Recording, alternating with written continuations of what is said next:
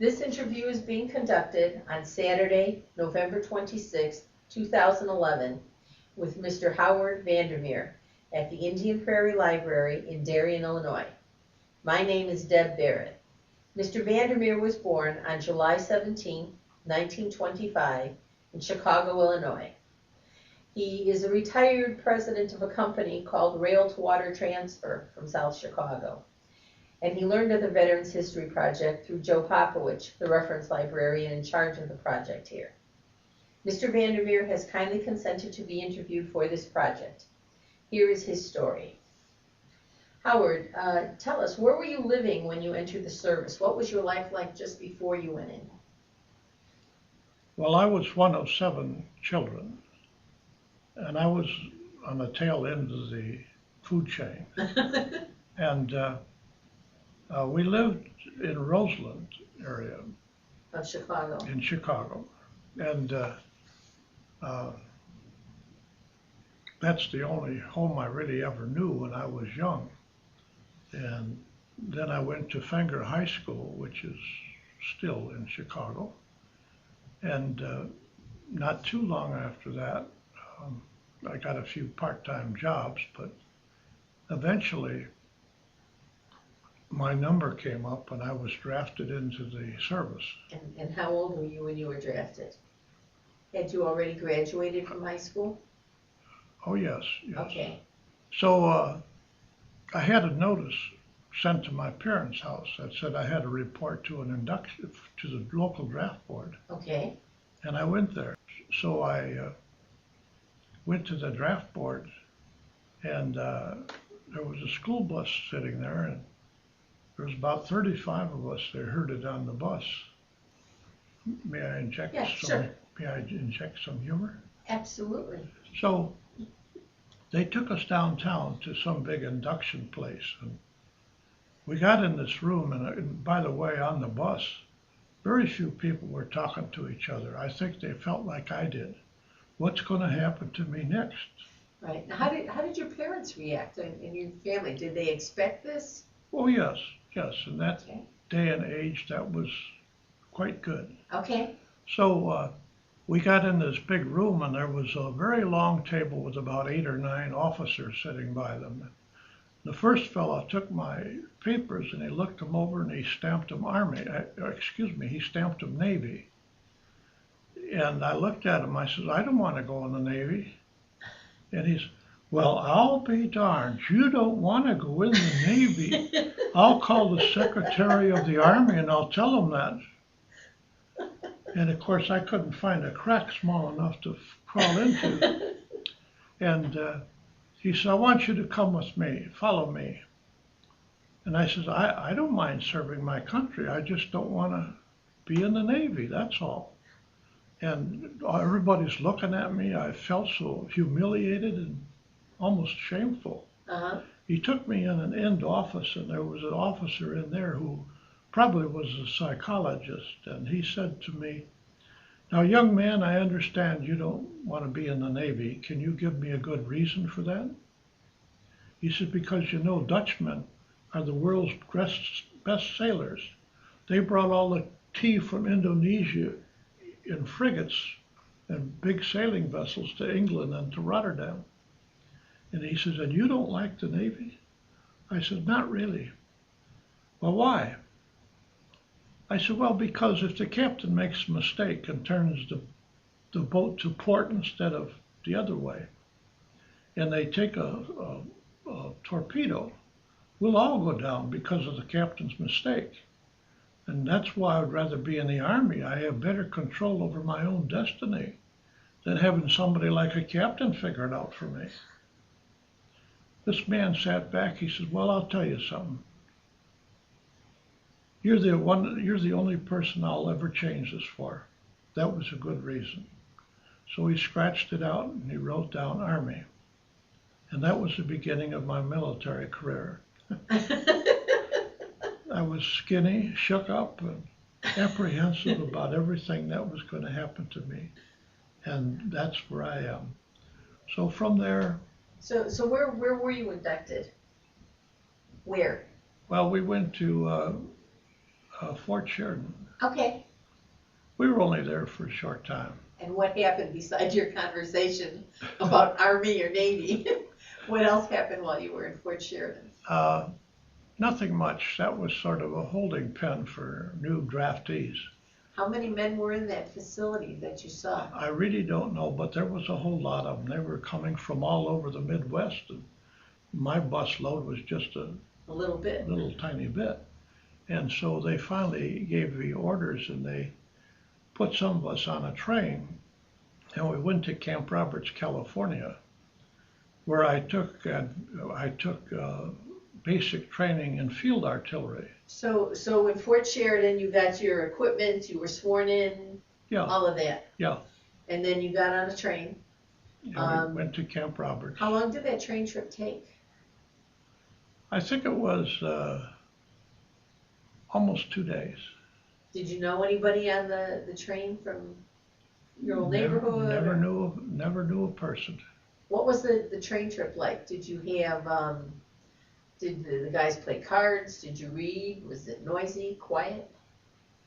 I think some of the soldiers to be, were getting somewhat relaxed because of the length of the train ride. So I was talking to a fellow who was sitting near me, and people were starting to fraternize with each other.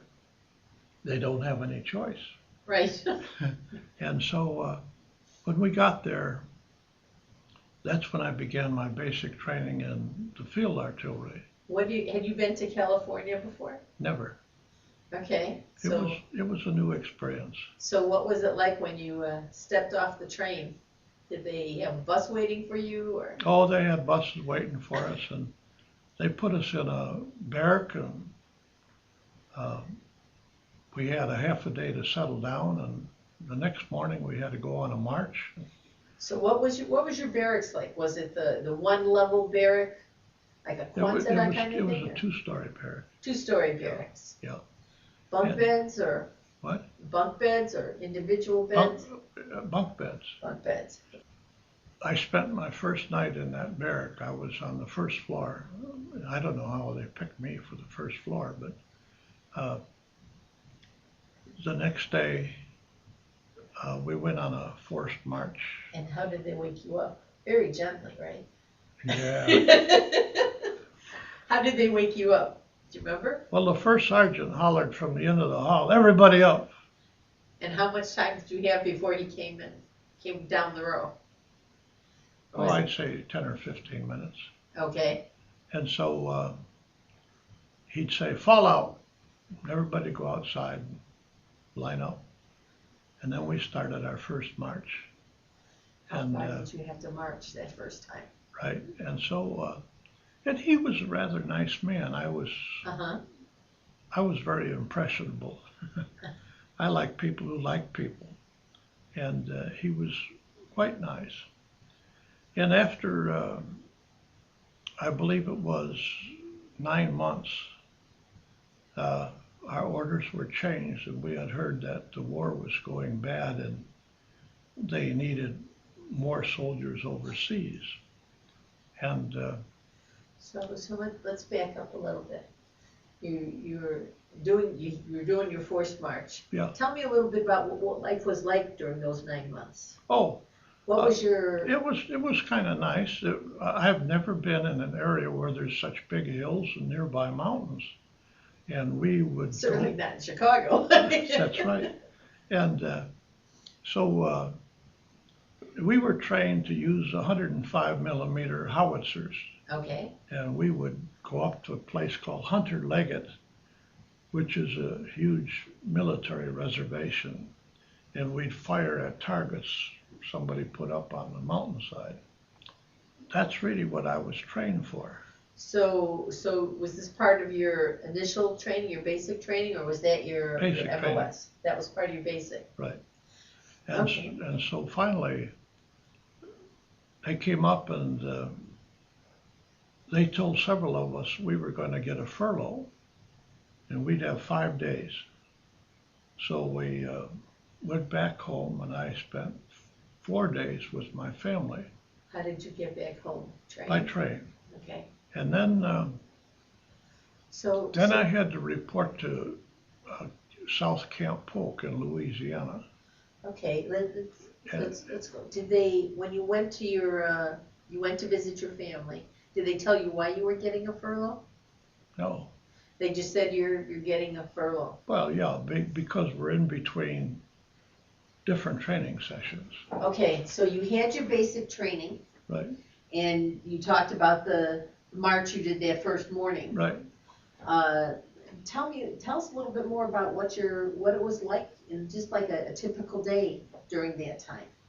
What time were you awakened? What was meal like? We got up generally at 6:30 Okay. in the morning, and every day we had to fall outside and do exercises, push-ups and things like that. That was a daily routine. Uh-huh. And sometimes we'd hitch our guns behind a truck and go up into the mountains and start shooting at targets. Did you have classroom time at all? Well, we did. What sort of things not did you very learn? often. What sort of classroom training did you get? Well, that kind of training in a classroom had much to do with safety of the equipment we were using, how to use it, how to load a shell in, how to catch a hot shell when it's fired, and things like that. That's really what the school part was. You had to learn how to use a rifle too? Oh yes, yeah. Okay, had you fired a gun before? Well, I was a hunter. So that was not new to you, okay. Right, And what were your meals like? I don't even remember, but they were good. You were probably hungry by the time mealtime came around. That's right, and on weekends, I met a fella who, he and I became sort of friends, and he says, "Howard, you want to go with me? I'm going home near Los Angeles." I said, "Well, I don't know. I was going to go to church on the base here." He said, "Well, I'll take you to something you'll never forget." So I went with him, and we hitchhiked to Los Angeles. Okay. In your uniform? Huh? Yeah. In your uniform? Oh, sure. And he took me to hear Amy Semple Ferguson, or I think. Right. A famous woman pastor. Uh-huh. Remember her? Right. I do. And I did. And she really blew me away. She's dancing around up on the stage. Wasn't a typical church service. I'm from an old Dutch family. We don't do that in our church. You know? But she was just so dramatic, you know. And her sermon was good. And then my friend took me to his parents' house, and we had dinner, and then we had a quick leave to go back to the camp. You had to be back by a certain time? Yeah, we had to be back by, I think it was 7 o'clock or 7:30. And what happened if you didn't get back in time? Oh, nothing really. They weren't that strict. Okay. But I did that for almost 9 months, and Okay. I got to see a little bit of California that way. And that was a rather interesting experience because I never thought in my life I'd be working on a 105 millimeter cannon, you know. Gee, that's a big thing. Yeah.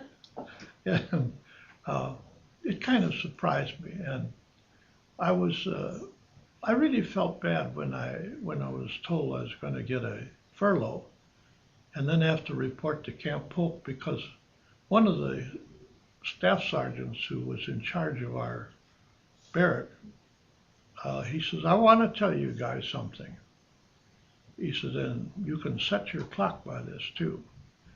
You're going to go to Camp Polk South." He said, "There's only one worse place than North Camp Polk, and that's Southwick Camp Polk." And he says, "They're going to walk you 50 miles a day." He says, "You're going to learn how to crawl under machine gun fire." And he says, "When they get through with you, you will be a soldier's soldier." And that made me, I got a little bit worried. Didn't sound like fun, did it? He didn't paint a pretty picture. So when I got there at Camp Polk, Uh, I had a tech sergeant who was in charge of our barracks, and he was an older fellow. And I don't know why he liked me, but I didn't get some of the dirty details that some other guys got. Like what did some other guys get? Well, I always had my bed made. You know, he'd come out and inspect how your bed was made every morning. And if he didn't like it, what would happen? He'd just grab one in and throw it across the hall and go get it and do it again. Okay. And he never did that to me. I guess that came from my upbringing. I was raised in a large family, and everybody had their place, and everything had its place. And I just do that intuitively. Right. I don't need a letter or order. Yeah. So he took a sort of a shine to me. And I don't remember how long we were there, but it seemed like forever because they worked us so terribly hard. We went through calisthenics, we went through all sorts of exercises, road marches. We crawled under live machine gun fire. And So that sergeant in California had been right. that's right, absolutely. And as we went along, we finally were told that we were going to go overseas. Did they tell you where overseas? No, they didn't say anything. They just said we're going to be mounting up the following week, and we'll be going to a ship-out station on the East Coast. They took us to the East Coast. I forget the name of the fort that we were in. Did by train again? Yeah. Were you able to tell your family that you were leaving? No. Were you able to be in contact with your family during your basic training? Yes. Oh, yes. But you Of were course, not allowed to. in those days, the telephones were not that Right. frequent and cheap. Yeah. My mother had a nickel when you put a nickel in every time you make a call. So we were on the frugal side. That's right. But we finally got to the East Coast, and I think we were there for 2 days. Okay. And then we got aboard a ship. Do you remember the name of the ship? No, I don't. Okay. I remember the one going to Japan. That was the Sea Bass. Okay. But I don't remember the other one. But it was a passenger ship that was converted to a military ship. Okay. And on the back of it, the fantail, they mounted a cannon. And off we went. How many men do you think were on the ship? Any idea? Oh, I would say there had to be 1,200. Okay. All Army? All Army, all from the 8th Armored Division, 49th Infantry Battalion, of which I was in. Okay. So we moved as a unit, and we got to England, and they put us on another train. So how long did that trip take you across the Atlantic? I think that took us 3 or 4 days. I'm not sure. That was a pretty quick trip, though. I can't be sure, but I know at one time there was a submarine alert. And Okay. What did you have to do? well, we were told when we got on the ship, if anything happens, what to do. Go back to your bunk Okay. and stay there. And so they had this alert, and some of the crewmen fired this big gun in the back. It must have been a 105 millimeter or 155 millimeter, I should say. And it shook the boat so bad that some of the water pipes came loose. Oh. So when you're down in the galley where you eat, why, there was about a foot of water. Well, when the ship rolls this way, there's 3 feet up here, nothing up here. Right. Then it changes to the other side. And that was one of the exciting moments on that trip across the Atlantic. And the Germans were sinking our ships like all get out. And fortunately, we made it. Now you said you were told to go to your bunk. Did you have regular bunks, or were they the hammocks? They're hammocks. How tall? How many? 3 hammocks high. 3 high. Yeah. And how many in a room? Huh? How many were in each room? in each cabin or in the space? Were you in a big, were you in individual cabins, like 3 in a cabin? No, we didn't go in individual cabins. You're in big rooms. Big rooms, yeah. And So where were you, in the middle, the top, or the bottom bunk? I was in the middle. Hammock. You were in the middle? Yeah. Okay. And so we finally got to England, and they took us to a place called Kidderminster. Okay. Very quaint little English village. And there, and I didn't know what was going to happen. And several of us who got along together pretty good, we kept asking questions of other people. What do they do in Kidderminster? And finally we found out that we were going to have some more advanced training. Now, what year was this? Do you remember? That's all in 1944. We were taught how to ride the back of a tank. The back of a tank. Hang on to the back end of a tank, up on the tank, but laying down on it. Uh-huh. And then these tanks would go down some big hills and back up again, and the object just hang on. So we did that for about 2 weeks, and then we shipped out. We went across the channel. And we were nowhere near Omaha Beach or any of that. We were latecomers to the war. Okay. When we got there, we went to Pont-à-Mousson, France, almost as far as you could go in France without going into Belgium. Okay. And there we were billeted in a field.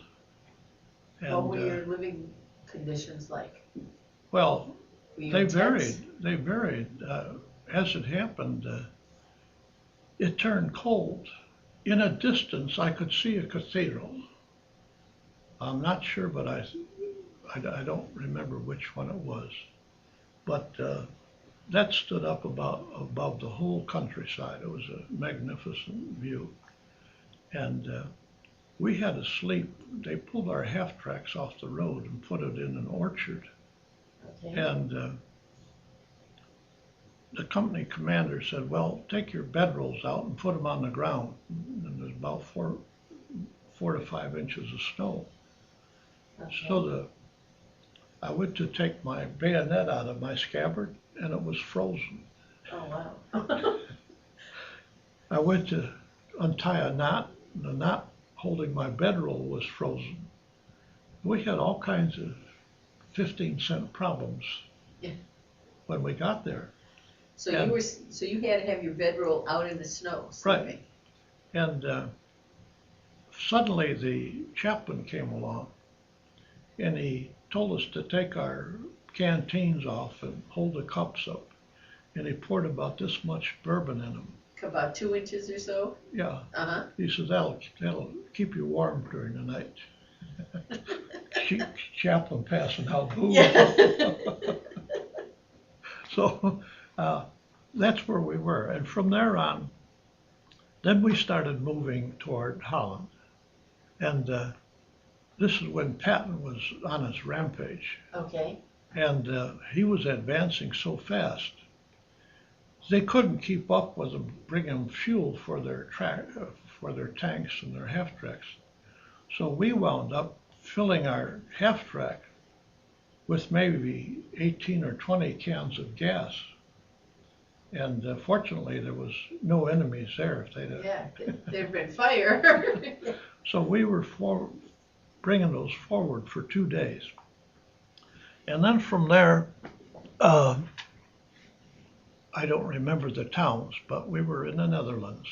Now, you have relatives there? No. Or you don't have relatives there? No. Okay. But I made some friends there. Okay. I'll tell you about that. Remind me to Sure. tell you about that.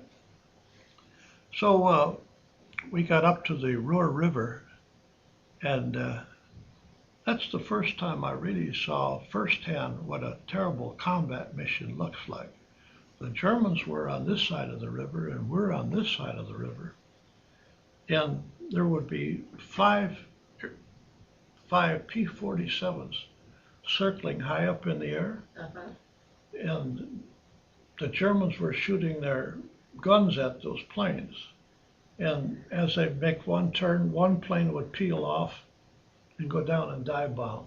Okay. And we were just sitting on the hill watching all this fireworks. And I thought that was so awesome because many times a guy who came down like this never came up because they caught him, you know. Right.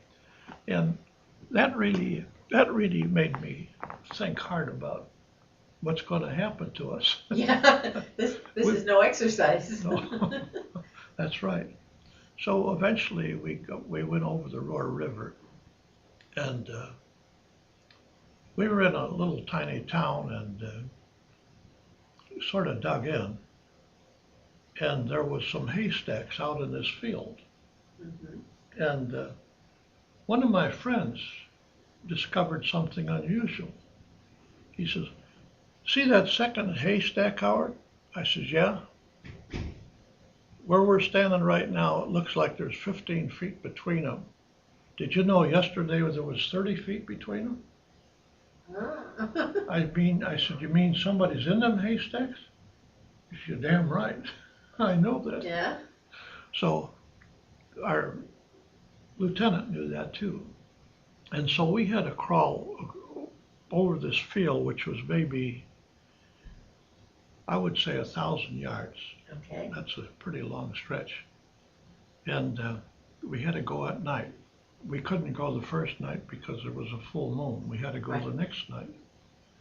And we had prods to poke in the ground to hit. Whoever was in the haystacks. No. Oh. This is in case they put mines in the Oh, ground. okay. See? So we went all the way across there, and we were getting ready to turn by the edge of a road and go toward those haystacks. And all of a sudden we see these, I think it was 11 German soldiers walking down this road. So we all jumped in the ditch, and there was one guy in our platoon. He knew a little bit of German, but we're all sitting there hunched down. We didn't really know what to do. And we were all scared. Yeah. And so they came fairly close, and this friend says, "Up at their hands." And they put up their hands. We took 13 prisoners. Wow. And we made them walk back Uh-huh. because we figured they knew where the mines were. That's so right. we put them in front of us, and we walked back. Was your lieutenant with you? Huh? Was your lieutenant Yeah. with you? Okay. So you took prisoners. Yeah. Where did you take them? Well, we brought them back to where we were billeted.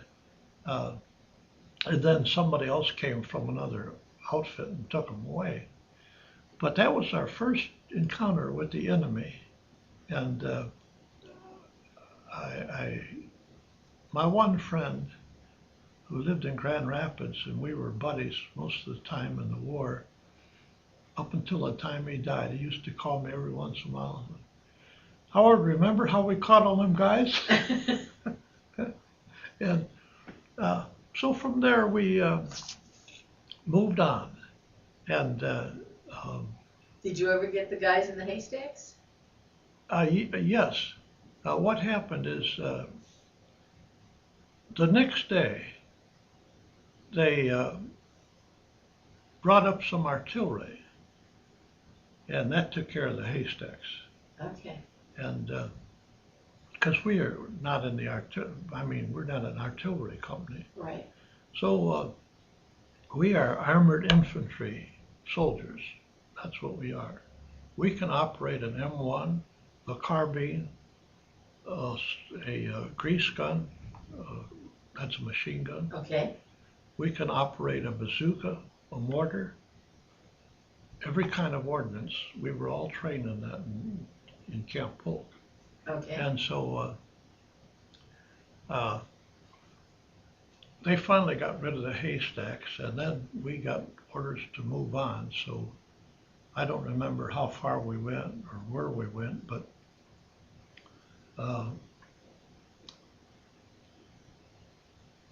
my lieutenant, his name was Lieutenant Bill Freeworth, only came up to about here on me. He was a short guy. Yeah. And rank don't mean much in combat. Right. You could be a major or a colonel.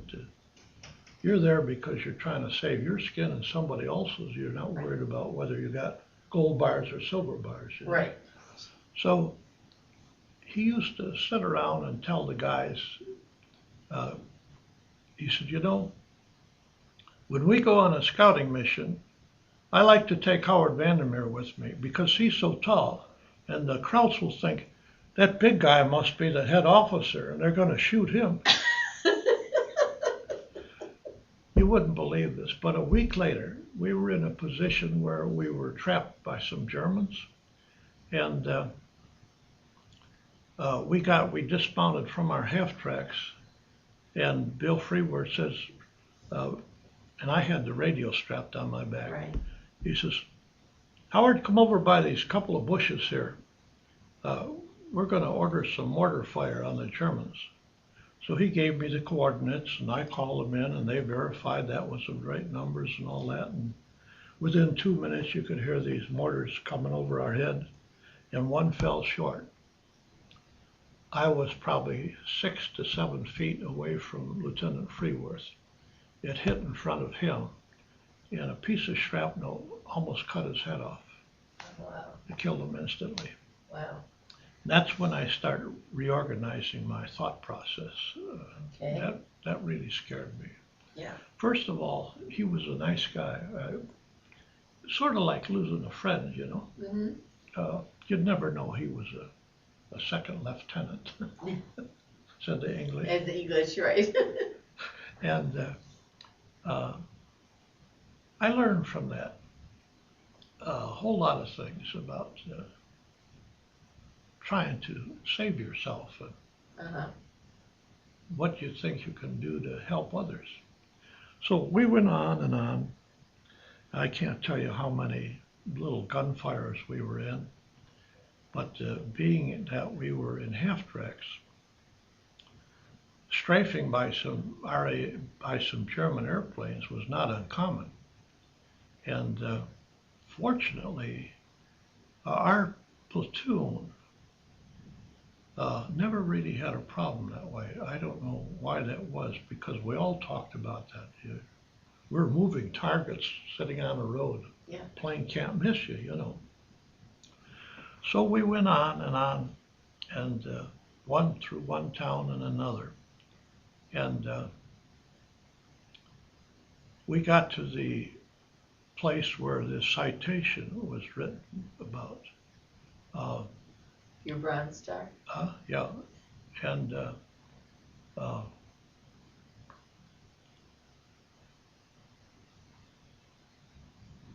they said that our intelligence operatives said there's not too many Germans between us and the Rhine River now.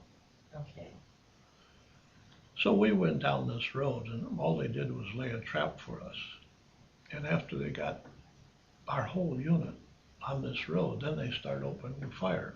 Okay. They were using machine gun fire. You were circled. Yeah, Yeah. both sides of the road, they were coming together. Right. And so it got so bad, we had to dismount.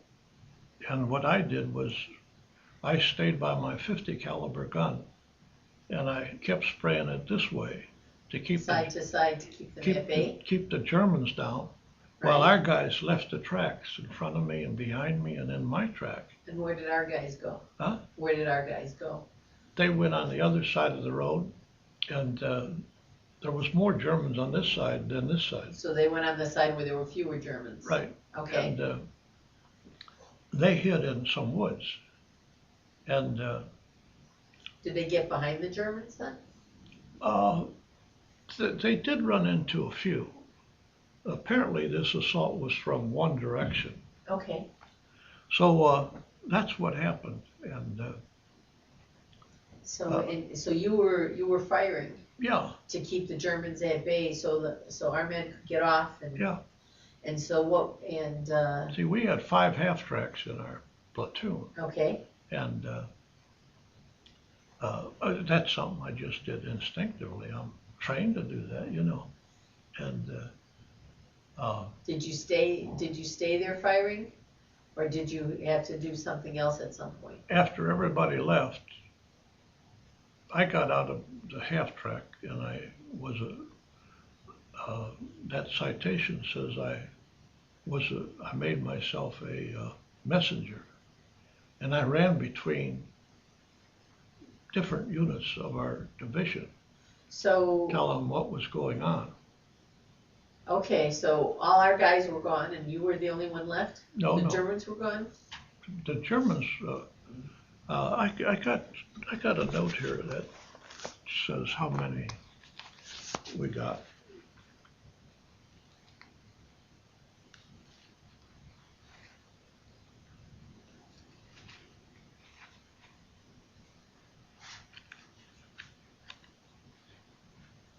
On your citation here for the Bronze Star, it said, the lieutenant colonel said, I wish to specifically mention, I desire to personally commend you for your heroic service and gallantry against the enemy in Rheinberg, Germany, March 5th, 1945. I wish to specifically mention your personal initiative and daring during the above-mentioned engagement, not only for the covering fire that you furnished the men in your track so that they might deploy, but for your devotion to duty in the operating of your radio when all others had been forced to take cover. I understand that after that you acted as a dismounted messenger. Right. Um,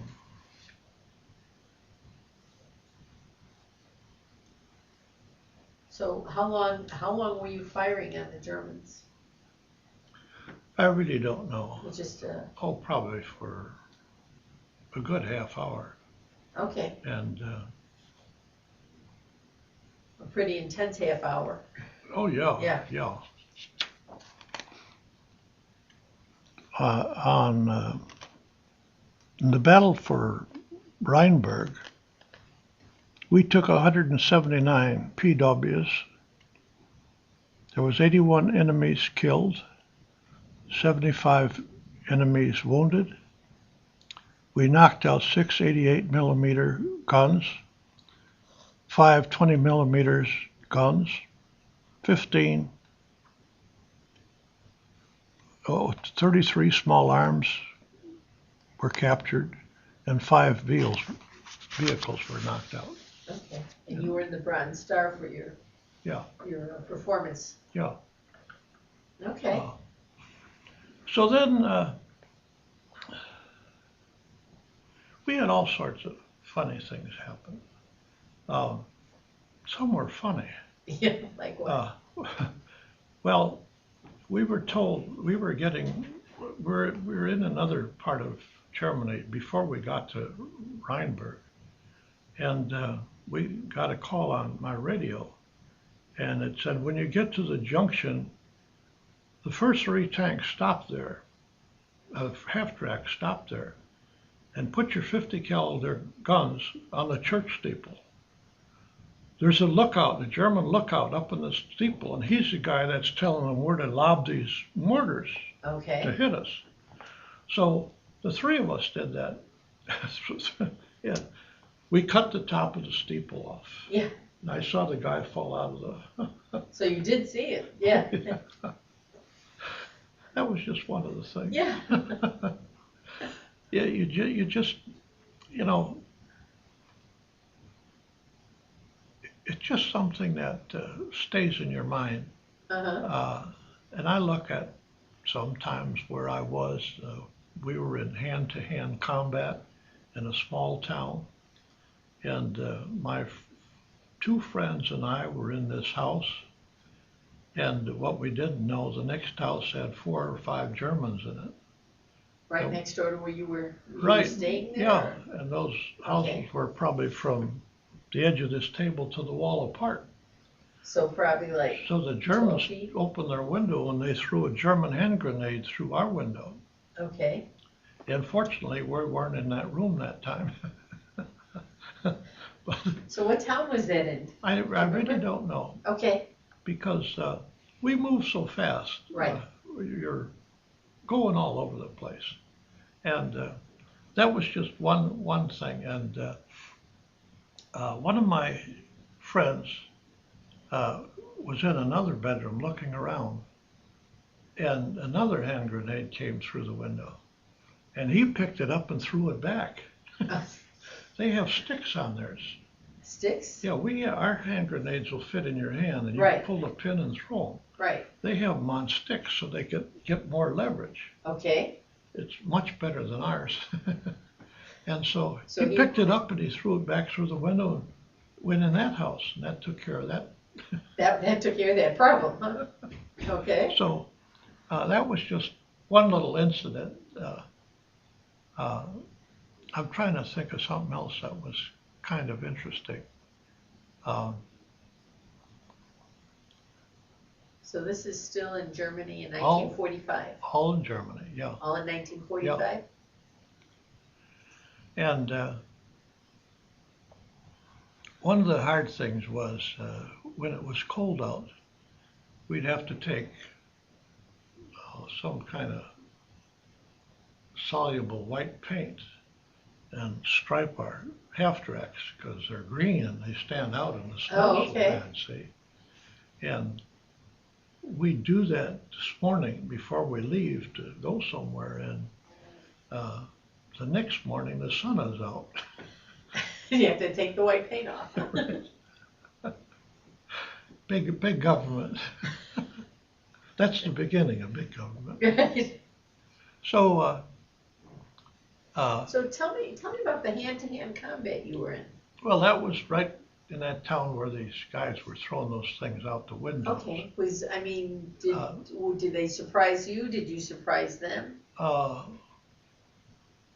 I really think we surprised each other. Okay. They were probably expecting us, but they didn't expect us to be looking out the window right into their place, Right. and vice versa. And we Okay. were as shocked as they were. But we don't always ride on our tracks, half tracks. We sometimes dismount. Mhm. They're just vehicles to get us where we're going. And we've been in areas where I really don't know how many people we could have killed or wounded, but we advanced toward a group of barns or something like that, and you'd get fire back from, and then you know there's somebody in there. Right. So what really happened that got me out of the Army was we were in one place in Germany, and my friend and I were going to knock out a German tank. We could hear the big things going over the Okay. cogs of the thing. Did it have a different sound than our tanks? Huh? Did it have a different sound? Yeah, it goes clunk, clunk, clunk, clunk, the Uh-huh. things going over. Okay. We could hear them coming, so my friend and I, we got our bazooka out of the half track, and then we ran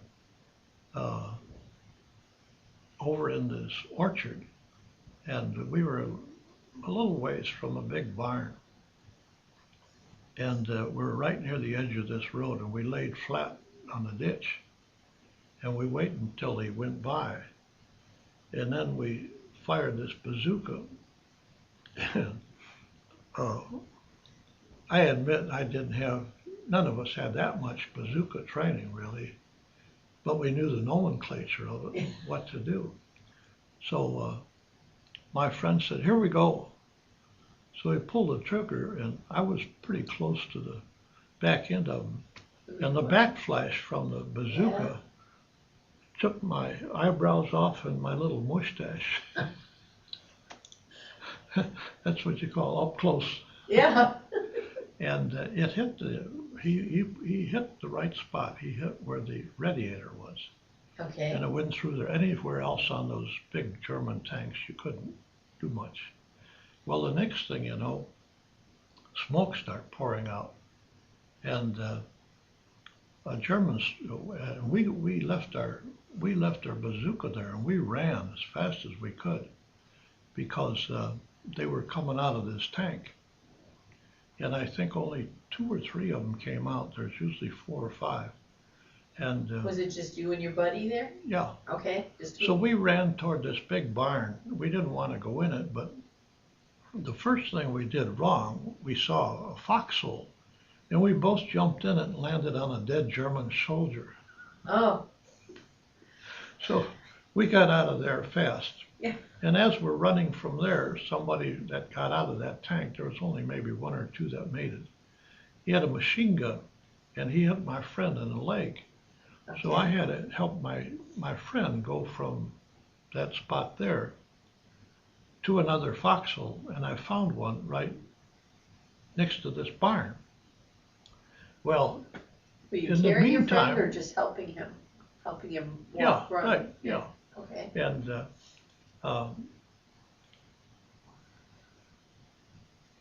the tank was burning, Uh-huh. and the munitions started exploding in the tank, and that threw up huge plumes of black smoke. Well, the Germans saw that, so they sent 6 more tanks, I think, or more. Okay. And we're in this foxhole, and you could hear them coming. In fact, we were just close enough I could hear them talking out of the turrets of their tanks, one to the other, in German. And they finally came up to the tank that was burning, and 3 of them turned their guns on this barn, and they let go a volley of fire, and they just blew practically the whole side of this. So they assumed you'd run in there. Huh? They assumed you had run into there. They thought we did, Right. but we But you didn't. We're in this foxhole, but suddenly the building collapsed, and if this is our foxhole, Uh-huh. the roof came down like this, Into your foxhole? Or just just before? just above it, Okay. a little bit in it, and we couldn't get out of the foxhole. Okay. And these eaves are about this long, and Couple they're feet long. partially in our foxhole. So you're really pinned in there. Well, There's no way yeah, out. we couldn't get out, and because we could hear the Germans talking, we didn't have any yearning to go out, get out. Right. So we had to sit in there. In the meantime, it's raining, and all the water is running down this roof and right into our hole. And I was taking my helmet, Bailey. and I fished out with my bayonet a little piece of dirt where I could go real hard and get a little bit of water out. Bail out the foxhole a little bit Yeah. without being noticed. Right. And we were probably standing in water between, if we stood up, it'd be between our ankles and our knees. Okay. That's how fast the water was coming in. Okay. And I took my friend's, he had a sweater on, something like this, you might say. Uh-huh. And I wrapped up his leg in that thing, and we just kept hearing the Germans talking out there, yelling at each other, do this, do that, and whatever. And so we couldn't leave. In the meantime, we couldn't leave because the roof had us, It did. right, penned in. We didn't have a shovel. So we stayed in there for 29 hours. Wow. And that was the next morning. And then we heard some noise, and I had a little area I could kind of see a little bit out, that's all. And here was some American trucks with some infantry guys in it. So I started yelling as loud as I could, and they finally came over, and we were rescued by some guys from the 7th Army who were on an offensive going the other way. Okay. So they dug us out, and How was your friend? my friend wasn't very well. He lost quite a bit of blood. Uh-huh. And I wasn't really well either, but I didn't know it. I caught pneumonia Okay. sitting in that water. Was this still winter? No, it was in spring. Spring, okay. And so I remember when they pulled us out, it took them 20 minutes to dig us out. Okay. And when they got us out, they called a medic, and the medics came up with a Jeep. And the last I remember, they put me and my friend in the back seat, and my head was laying over the tire, spare tire. And they took off. I don't know where we went, but we were in a forward Army hospital. Okay. And I remember there was a major in that place because he had a gold star on Right. his helmet. And he said, "How do you feel, young man?" I said, "I'm not sure, but I don't feel good at all." He said, "Well, I can tell you why." He said, "You've contracted pneumonia. Have you ever had problem with your lungs?" I said, "Yes, when I was younger." So he had a medic come over and he put PX4 on my forehead. Okay. Every 4 hours I had to get penicillin. Right. And so they took me out of this hospital and they brought me to an airfield and they flew me to England. Okay.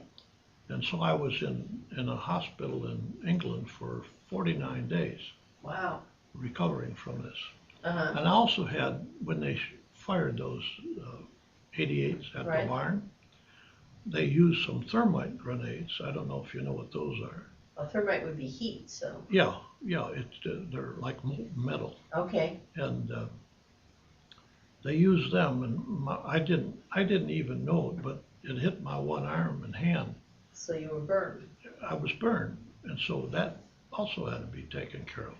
Okay. So that's how I got to England, and that's how I got away from the busyness of the war.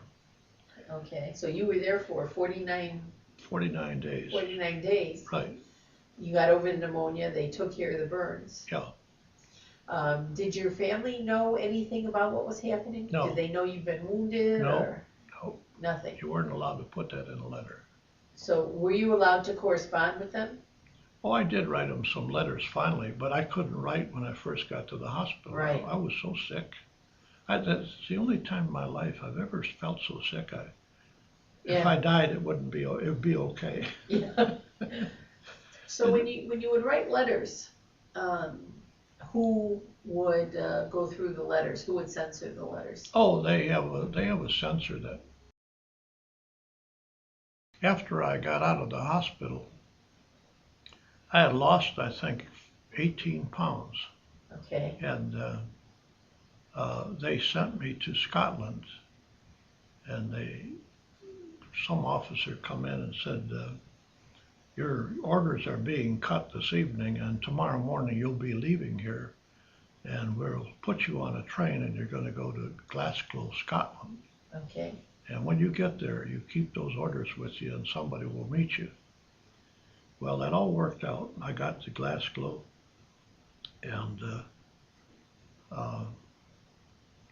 they met me, and they put me in a port management outfit. Okay. And I guess I was there about maybe 2 weeks. They told me to guard some prisoners in my spare time. So I did that. And German prisoners? Then we finally got our orders, and we got on a ship, and we went toward the Panama Canal. And Okay. after we're in the Panama Canal, the captain on the ship announced that the war with Japan is coming to somewhat of a close. And there are 13 American troop ships heading toward Japan as we speak. He said, out of the 13, 8 will be diverted back to San Francisco. The rest will go on to Japan. And that was one of those 5 that went to Japan. So Lucky. You went from the European theater down through to the Panama Canal. You came back. Right. And then through the Panama Canal and to Went Japan. to Japan, yeah. Okay. And what year was this? Was this some 46, 40? Oh,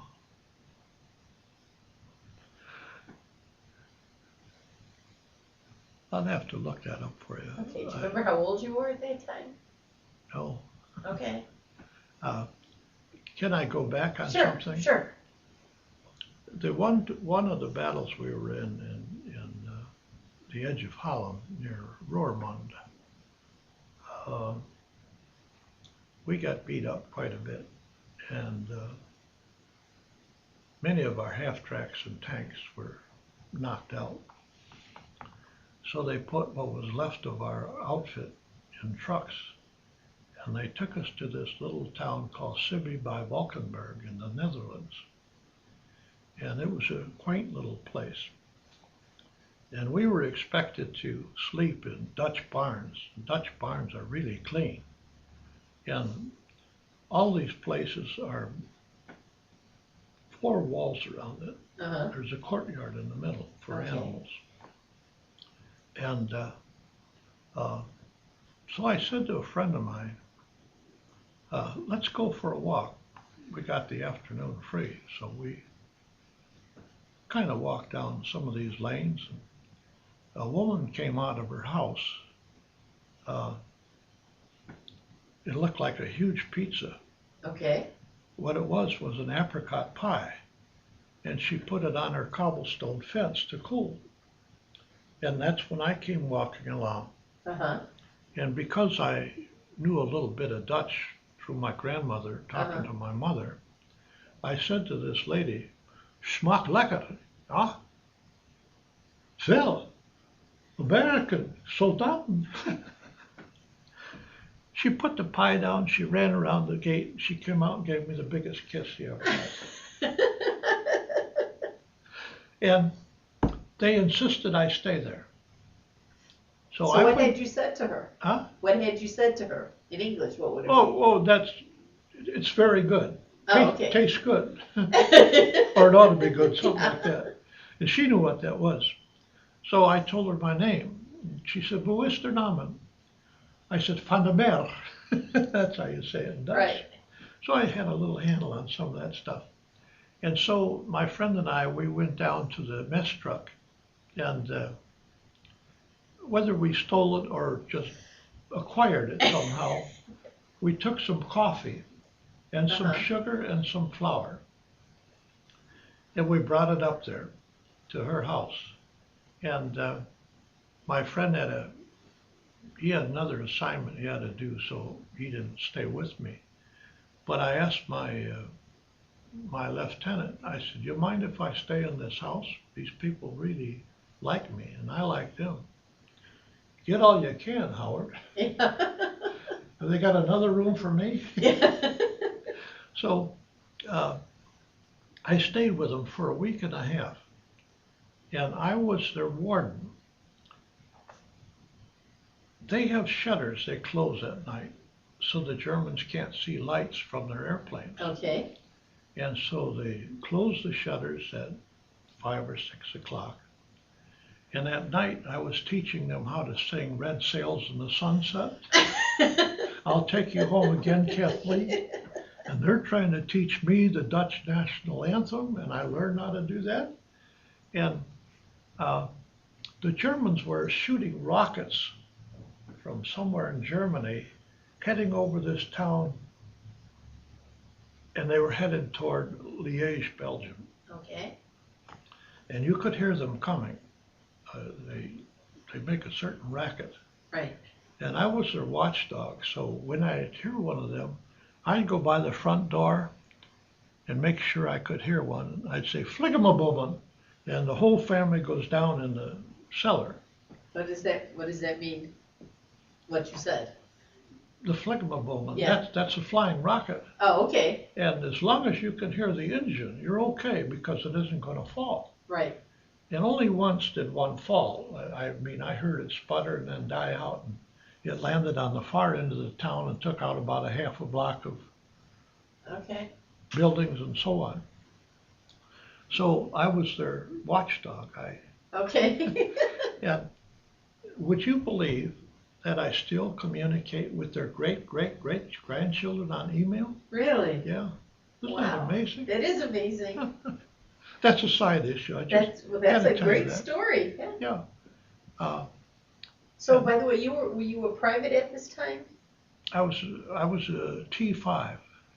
Okay, Uh, that's as high as I got. See, when we were in combat, you didn't find anybody volunteering to be a first lieutenant or second lieutenant. right, Because in the armored infantry, you had to lead your platoon. You don't stand in the back. right. It's like when I made application for my Bronze Star. Uh-huh, Uh, I had a letter back saying, while there are certain facts we're relying on, the fact that it was not signed or authorized by a brigadier general or higher may invalidate your claim. okay, And I wrote him back and I said, well, sir, where I was in Germany, you couldn't find a general anywhere near the combat troops. I said they were usually 50 to 100 miles behind, mhm, and they were. right. I got another letter from somebody else. I guess he got embarrassed. It says your wish was granted. So, So anyhow, that was just a side issue. okay, so you went from, do you remember the ship that you were on, what the name of the ship was? Sea bass. That was the Sea Bass, Yeah. okay. So you It had, had 1,200 troops on it. wow, was that another passenger ship that had No, been converted, no. or was it a regular Navy This ship? was a freighter, Okay, and they converted it. And we went. how long do you know how long that trip took? That was a long trip from, I think it took 8 days. okay. We had days that we never saw a thing. One day somebody saw a bird, and I thought the ship was going to take. Because everybody ran to see it. Yeah, that's a fact. What was it like on that ship when you were going through? What were your meals like? Well, the meals weren't all that bad. Okay, And we didn't go to Japan direct. We went first first we had to stop in New Guinea to get some water. We ran out of water. okay. And from there we went to the Philippines. And that's where I ate pineapple, sliced, diced, squeezed, quartered, whole, half. A lot of pineapple. I swore I'd never eat it again. Now I like it, 30 years afterward. So how did you spend the time on the ship? Did you have duties while you were there? Yes, we did. What Yes, were your we did. duties while you were there? I was assigned to a gun turret. They had Okay, gun turrets mounted on these freighters. And that was kind of a nice duty because the Pacific was big enough. You don't find a submarine every block, you know. right. So I had it pretty easy, and I would play cards with guys and kill our time that way, or write letters home and hope you get somewhere where you can mail them. And that was a long journey. Yeah. So when I got to Japan, I was assigned to Kure, Japan. And Kure is part of a naval base. And to my surprise, I took a walk one day, and here was a dry dock, which was empty. And laying it like timbers Uh-huh. were two-man submarines. Okay. Those were called kamikaze submarines. Uh-huh. The guy drives that in, he goes up with It's the it. same idea with the planes, but Yeah, the subs. right. Right.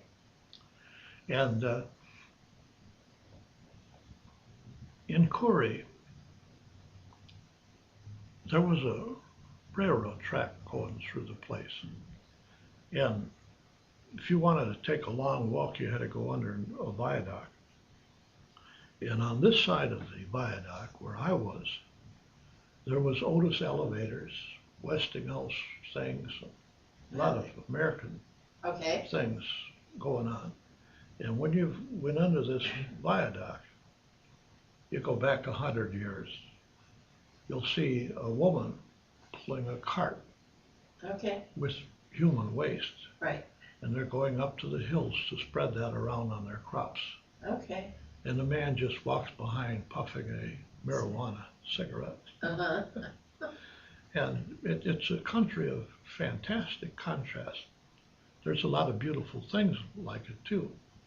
So one day, my friend and I, we decided we had heard about some of these islands, and so he commandeered a yacht, and we went over to this island, and we had Japanese steering the boat, and he couldn't speak English. So he took us to this warehouse, and he opened the door, and we both went in, and the guy made some paper, took some Japanese newspapers and lit it on fire for torches. Okay. We got in there, and the whole place is filled with mines. we're, Put that out. Talk about funny things. So, what was the reaction of the Japanese people when they would see you walking around the street? I would say generally a spirit of resentment. Some were friendly, but very few, because this was not where the atomic bomb was dropped, see.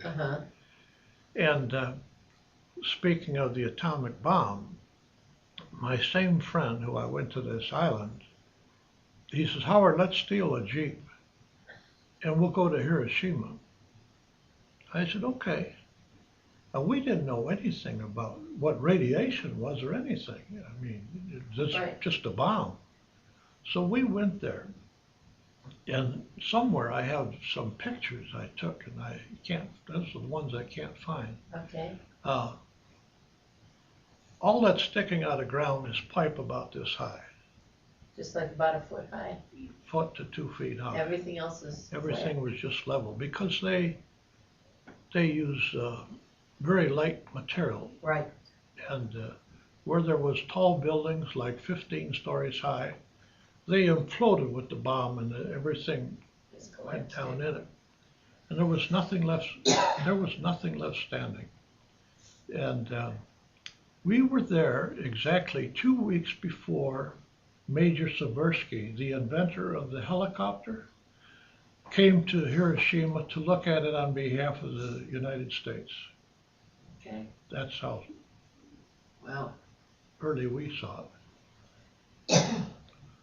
So that was sort of an interesting thing. And then when I went on honor flight on the 7th of July, they took us to the Air and Space Museum. Right. And I saw the Ilana Gay. That was very meaningful to me because I could tie that into what I saw. Right. Yeah. So that was very interesting. So, so the time you spent in Japan, how long were you there?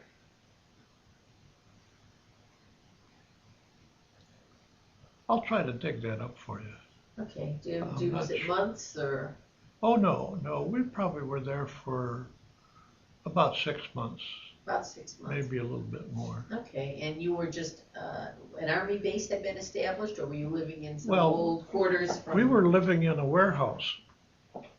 And the function of our unit was, I got the job of being a teletype operator. Okay.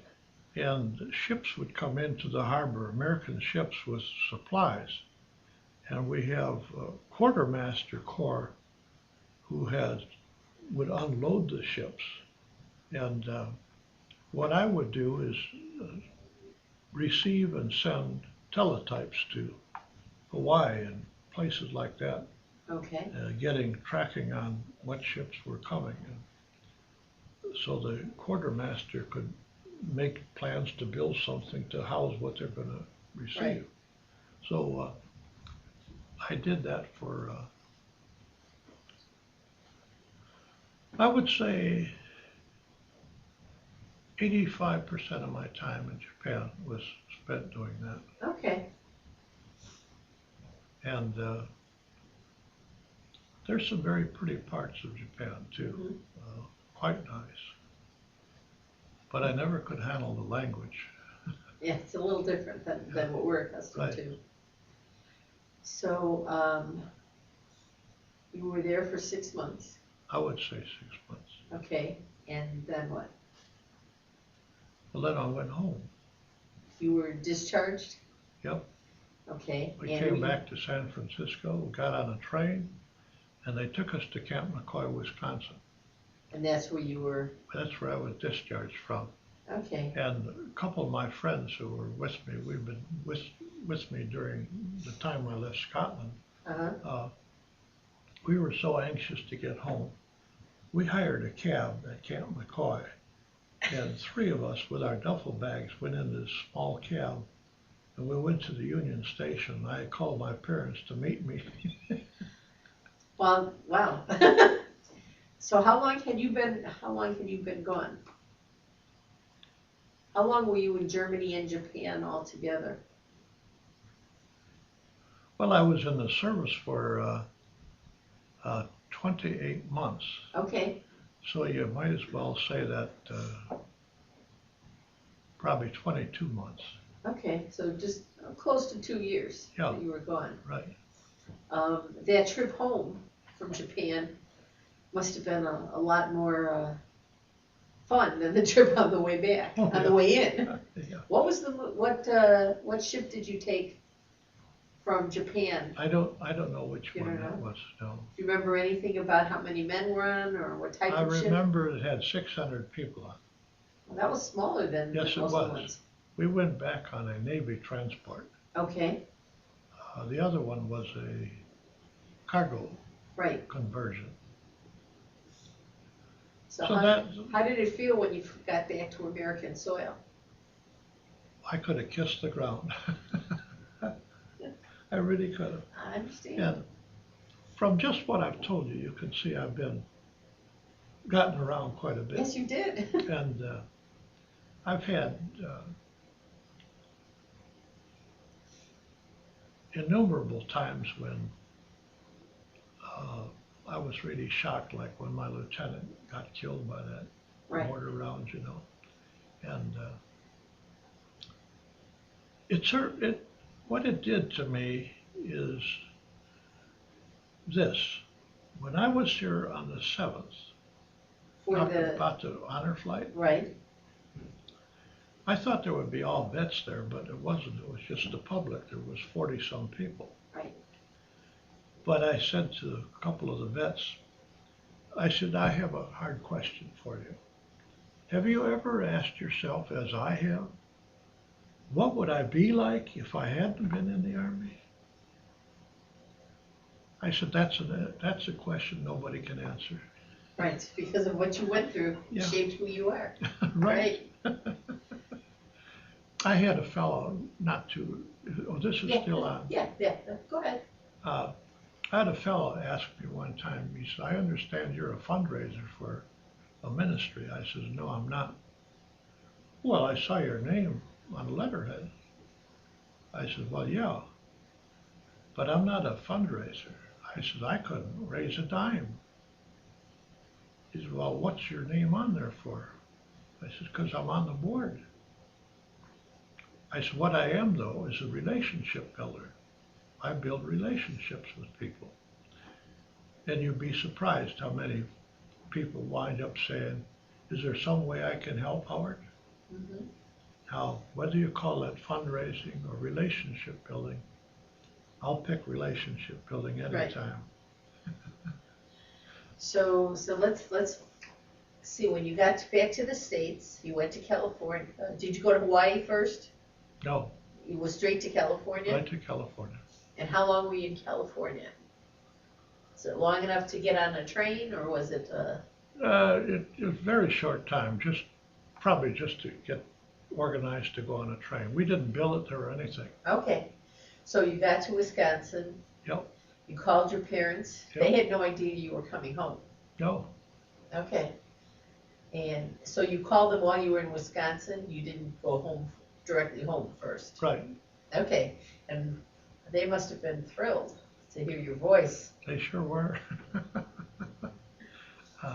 And did they meet you at They met me station? at the Union Station.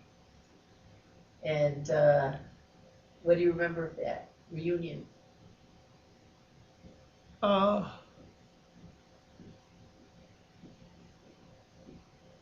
Not all that much, really. It's a busy place around there. Yes, it is. And all I know is we took our bags out of that taxi cab and we went inside the train station doors. My two friends smoked all the time, and I did too a little bit, but never a lot. And we just waited for my parents to show up. So I stayed by the door, figuring if they pull up there, I'll recognize their car. And it was the usual thing. You wrap your arms around each other and say, it's so good to be home. And so, it really was. Oh, I bet. Did people come over to the house when you got home, or was it just a quiet homecoming? Within a day or two, they start coming over. Okay. See, all my brothers and sisters were older than I am. Right, you were the baby. I'm the baby of the family, and spoiled. And it was an interesting. In fact, when I think of my life and all the places I've been, how many people have done what I've done and been where I've done? Circle the globe. Huh? You circled the globe. Yeah, just about. And I've met some of the most interesting people. It's just amazing. And my wife and I went up to Expo in Canada that time. And we were staying in a very good hotel. And we pressed a button for the elevator, and it wasn't supposed to stop, but it did, because the Prince of Greece was on that elevator. Oh. The princess. Right, right. And her car was parked out in front, so Betty and I got out of the elevator, and I turned around and we walked toward the door, and I said, may I take your picture when you get by your car? Yes, you may. So I had a picture of the Queen of Greece. So when you got home, everybody started coming to welcome you. What was the first meal you had when you got home? The what? What did you eat when you got home? Was there anything special that you hadn't had? I don't remember. Okay. Did you go to school? Did you go back to school on the GI Bill? I went to school under the GI Bill. That was another strange story. Okay. My father had a debilitating stroke. Okay. Something like something I had. And he had that when I was 7 years old. Okay. And he never really recovered. He walked with a limp and some other problems. And so up until that time, my parents were not poor, but they weren't rich either. They were just somewhere in the middle. Middle class. Right. And my father, which my wife says I am patterned after so much, my wife says my father could talk to a barber pole as long as it kept turning. She says, and so does Howard. So, and that's the joy of life. Mm-hmm. So, then I had to get a job, and I was out looking for a part-time job, and then they called me for Northwestern, and I went to Northwestern. And Northwestern University? Yes, and what were you studying there? I started studying psychology, and I forget what the other thing was. But anyhow, because I was working one and two, sometimes two side jobs, right. I got pretty sleepy in class. Yeah. One time I fell asleep and I was in the back row, and we were seated by alphabetical order, so I'm always on the back. Yeah. And this professor said, would somebody wake up that gentleman in the corner, please? I have an important question to ask him. And I never liked this guy. From the moment I saw him, I knew we couldn't possibly get along. And he says, Mr. Vander, we're continuing where we left off last week. And he said, I need you to give me a complete description of how you would define sales, S-A-L-E-S. Can you do that? I said, sure. I said, sales is creating a desire. That's not what I'm looking for. Well, I said, I don't know a better way to describe it. Do you? And after the class was winding down a little bit, some kids stay around a little bit to put their books together and make some notes. He come over to my desk and he says, I just want you to know that you're going to get a failing grade here. I said, why? Because of my answer? He said, yes. And you're going to get a failing grade. I said, well, that won't happen. He said, what makes you think so? I said, because I'm through. I picked up my books. I said, excuse me. I walked around them and I left Northwestern. Okay. And that's where I learned all my psychology, how to exit a room with a group like that. So after you left that room, what did you do? Well, did you go just start working? Did you go somewhere else? I just started working a little longer on 2 of my part-time jobs. Okay. And then I went downtown one day. I answered an ad in a paper, and I had to go to the offices of the Metropolitan Trust Company. And when I saw that, I thought, maybe they need a kid in the mailroom or something like that. So I went there. And I got interviewed by a fellow who was their comptroller. And he asked me a whole lot of questions, and questions you wouldn't do that now. He'd say, do you go to church? Oh yeah, they can't ask it now, right? And he was asked me all sorts of personal questions. And he said, all right, we're going to give you the job. Now, I wrote down here instructions where it is. You have to go to South Chicago. And he said, I want you to be there. I want you to report there at 8:30 in the morning tomorrow. Well, I went back home. My parents were glad I got a job. I got on a streetcar, transferred 3 times, got down to 101st and Commercial Avenue, crossed the railroad track, and it looked so creepy. Here's this goofy looking slip with sunken barges and sticking up. And the characters hanging around in the corner, I wouldn't want to meet them at night. Right. So I got disgusted and I turned around and I went back home. The next morning my phone rang at home and he talked to my mother. He says, is there something wrong with Howard Vander? Is he ill? Well, no, he's standing right here. Do you want to talk to him? And so I talked to him. He says, why weren't you there? I said, well, I lost my way. So I went home. He says, tomorrow morning, you take a cab down there, and you make sure you get there at 8:30.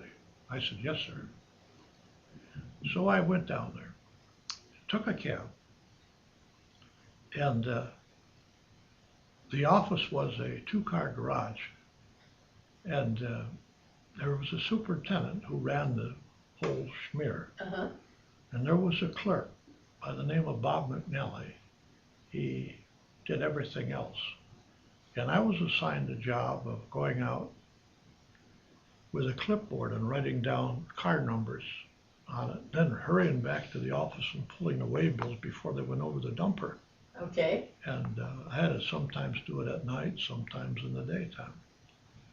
So the superintendent sort of took a shine to me. And finally he says, you know how to do payroll, Howard? I said, yeah, I can do that. I never did one in my life. So when the day to make the payroll came up, I says, can I see the old payroll sheet? I figured it all out by myself. And I became the payroll clerk. About 5 years later, they made me traffic manager. And finally, I don't remember the date, but a fella came in the office. We had a warm morning stove in it for heat, you know. And this guy came in with a Hamburg hat. He says, good morning, young man. Uh, my name is Leo Geisel. No, he didn't tell me his name. He said, I'm here representing some potential buyers of this company. And would you mind if I look around in your office? I says, no, come in. I opened the door for him. And he said to me, now, what's your program, young man? What's your ambition? What would you like to be? I said, well, I'm going to be president of the company. Are you sure? He says, yeah. I said, yeah. My name is Leo Geisel. I'm the new president. Another crack I fell through. So it sounds like you got back, and although the school didn't work out the way you would have liked, Yeah. you got into a job. Yeah. And I also took other courses like freight traffic management, transportation, and things that was really dear to me. And where did you take those? Well, freight traffic management, that was on Franklin Street somewhere. Was this on the GI Bill also, or? No. This was just. This is a technical school. Okay. And so I learned as much as I could about things like that. Uh-huh. And 21 years later, I succeeded Mr. Geisel. That's. And he was so kind to me. He used to sit in the athletic club playing cards. That was his forte. Okay. And way back then, he was making $69,000 a Which year. was a big deal. And he'd call me up one time, Howard, I have to meet you. I need to have a meeting. I said, where'll I meet you? At the athletic club. Then he tried to get me to play with some old cronies. And so I succeeded him. And he was very good before that. He let me diversify the company. He asked me if I knew what diversification meant. I said, sure I do. I said, but I just can't think offhand how I'm going to substitute something for 7 million tons of coal. Because coal was going downhill. That was the time when the EPA came out. We went through a lot of bloody messes with EPA restrictions. So finally, while he was still president, one of the directors whose coal company I work with, he took a shine to me, and he told Mr. Geisel, why don't you put Howard Vander on your board? He's the guy that knows everything about this business. So I got on the board, and it was just a few years later when he retired. So I diversified our company into bentonite clay, into specialty cokes, into meals and feeds. And finally I got word from the chairman of Peabody Coal Company, who also took a shine to me. He told me to come to St. Louis. He had some information. So I went in to see him. He says, Howard, I got some news for you. Peabody Coal is going to be sold. There's a large conglomerate in England that's going to take over Peabody Coal Company. Yeah, they said we have to divest everything we have except the coal mines, which means rail and water. And he says, now, you know my attorneys, you know my bookkeepers. He says, I'm going to send a memo to each of these people, and I'm going to tell them to expect Howard Vander to call. And you get anything you need, and they'll be there for you. So, as it happened, this is in 1998, I went to Ernst & Winnie and had them change over our pension plan into an individual plan. And that took about a year, just about the time when we were going to sell the company. So I got that done. And then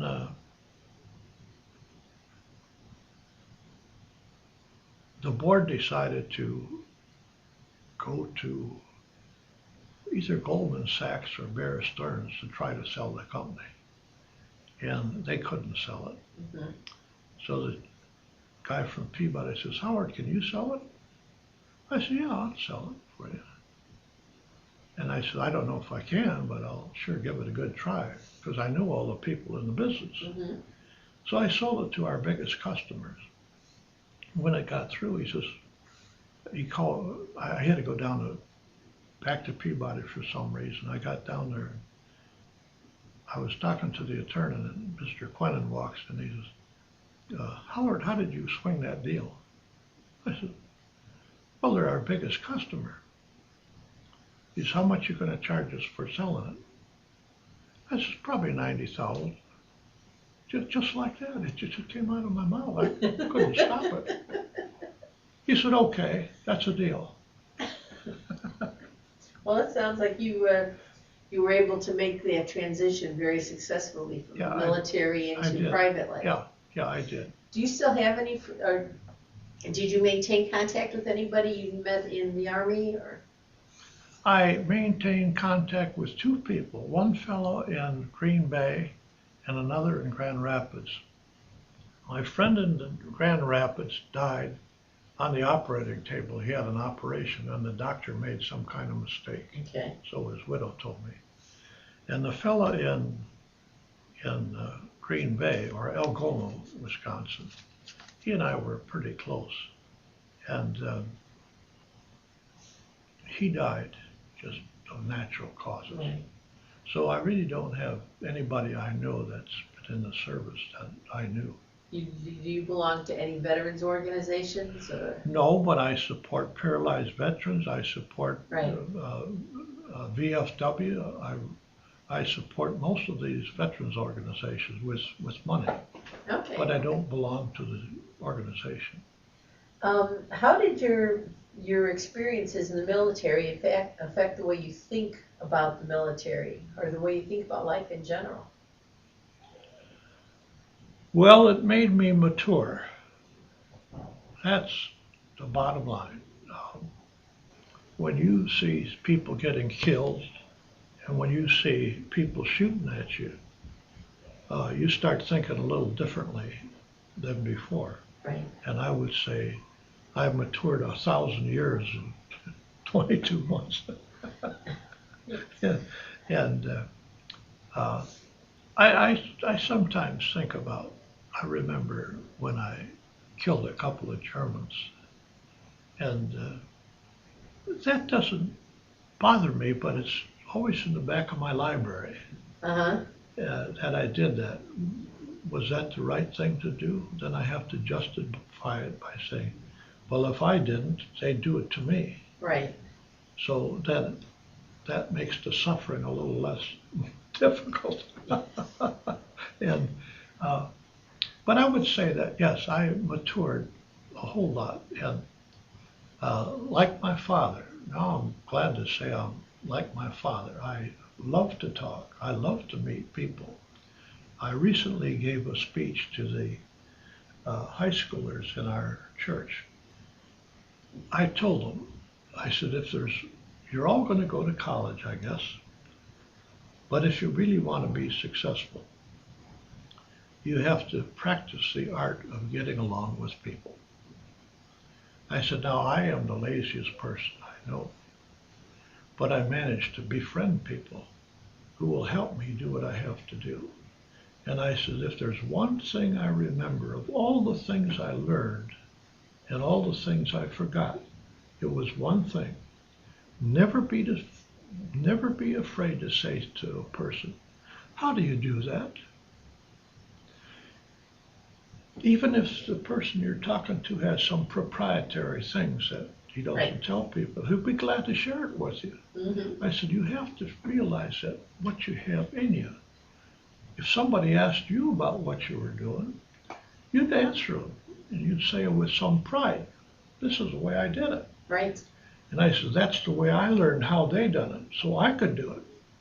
And I said, that was the median of my success. Okay. Long and short. Nothing more, nothing less. Okay. And now all these kids, when they graduated this past June, my wife and I had to go to 6 graduation parties. So I must have made an impression. Must have made a good impression. Is there anything else we haven't covered in this interview that you'd like to mention before we finish? I play a little bit of golf. I'm not a good golfer. I used to tell my big customers when I'd have men from Canada, I'd say, I have to play company golf. I have to let you win. They didn't know I was playing my heart out trying to beat them. One of my best hobbies was sailing my sailboat. And we used to have a condominium on Spring Lake, Michigan, Uh-huh. near Grand Haven. And I could go out on Lake Michigan and take a friend or two along. And when I had it over by McCormick Place, that was one of the most memorable times of my life. I'm out at 6 o'clock at night. The sun is starting to go down. There's no noise from a motor, and just the waves lapping against the boat. And that beautiful skyline here, Yeah. and beautiful clouds over here. You couldn't find anything more beautiful than that. Okay, well, if you have nothing else to add, we're going to go off record with this now. Okay, Okay, so thank you for sharing your story. well,